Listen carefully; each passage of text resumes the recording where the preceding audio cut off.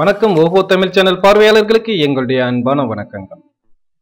உலகில் பிறந்த அனைவரும் ஏதேனும் ஒரு கிழமையில் பிறந்திருக்க வேண்டும். கிழமைகளுக்கு ஏற்ப ஒவ்வொருவரின் குணமும் ஒவ்வொரு விதமாக இருக்கும். எந்த கிழமையில் பிறந்தவர்கள் எப்படிப்பட்ட குணநலன்களை பெற்றிருப்பார்கள் என்பதை பற்றி இந்த பகுதியில் பார்ப்போம். வாருங்கள். வெள்ளிக்கிழமை. இந்த கிழமையில் பிறந்தவர்கள் குறைவில்லா செல்வங்களை பெற்று வாழ்பவர்கள். கலை, இலக்கியம், சினிமா, நடனம் ஆகியவற்றில் ஆர்வம் இருக்கும். மற்றவர்களை கேலி பேசுவதில் அலாதி பிரியம் உண்டு.